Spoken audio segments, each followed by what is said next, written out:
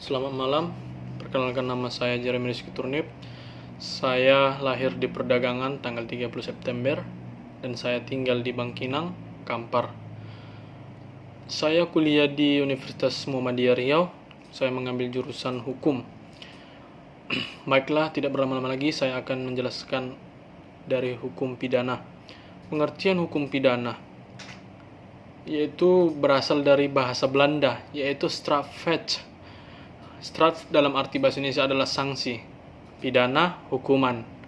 Recht dalam arti bahasa Indonesia adalah hukum.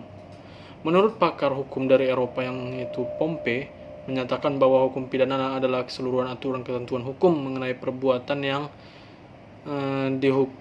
dapat dihukum dan aturan pidananya. Hukum pidana dalam arti objektif adalah keseluruhan dari larangan-larangan dan keharusan-keharusan yang atas pelanggarannya oleh negara atau oleh suatu masyarakat. Hukum umum lainnya telah dikaitkan dengan suatu penderitaan yang bersifat khusus berupa hukuman, dan keseluruhan dari peraturan-peraturan di mana syarat-syarat mengenai akibat hukum itu diatur, serta keseluruhan dari peraturan-peraturan yang mengatur masalah perjatuhan pelaksanaan dari hukum itu sendiri. Sedangkan hukum pidana dalam arti subjektif dibedakan menjadi dua, yaitu hak dari negara dan alat-alat kekuasaannya untuk menghukum. Hak dari negara untuk mengkaitkan pelanggaran dalam hukuman. 2. Pertanggungjawaban pidana dan sanksi pidana. Kemampuan bertanggung jawab merupakan salah satu unsur kesalahan yang tidak dapat dipisahkan dengan dua unsur tindak pidana lainnya. Contoh kasus hukum. 1. Dapat menjerat pidana anak yang melakukan pencabulan. Sebagai contohnya, setiap orang dilarang melakukan kekerasan atau ancaman kekerasan, memaksa, melakukan tipu muslihat, melakukan serangkaian kebohongan, atau membujuk anak untuk melakukan atau membiarkan dilakukan perbuatan cabul. Ini diatur dalam pasal 76E Undang-Undang Nomor 35 Tahun 2014 tentang perubahan atas Undang-Undang Nomor 23 Tahun 2002 tentang perlindungan anak. Ya, dalam kasus pencabulan ini bisa kita artikan, ini undang-undangnya diatur dalam pasal 76E Undang-Undang Dasar Nomor 35 Tahun 2014. Namun di masa sekarang ini ada perubahan undang-undang seperti melakukan kebiri, yaitu penyuntikan terhadap manusia yang melakukan kayak pencabulan atau tipu muslihat agar melakukan hal-hal yang tidak bisa diinginkan. Ya, sanksinya sekarang udah melakukan kebiri. Kebiri itu kayak semacam penyuntikan terhadap diri kita agar tulang-tulang atau tubuh kita mengalami lemas atau dan sebagainya lah.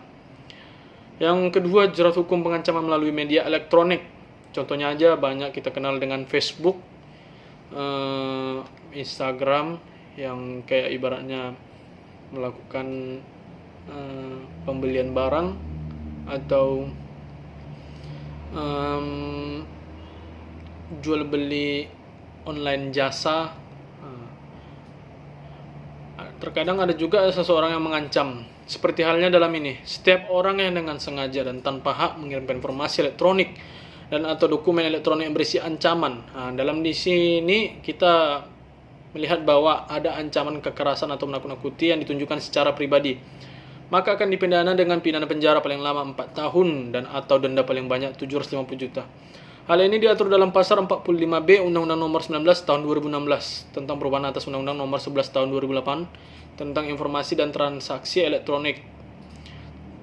Pasal 29 atau Jundo, pasal 29 Undang-Undang Nomor 11 Tahun 2008 tentang informasi dan transaksi elektronik. Ya, di sini banyak sekali sih contoh kasusnya.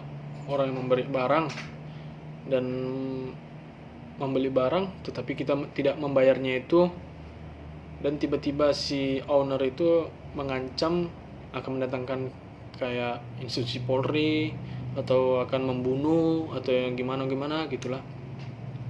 Ya, itulah contoh kasus-kasusnya yang bisa kita. Sekian dari saya akhiri. Selamat malam.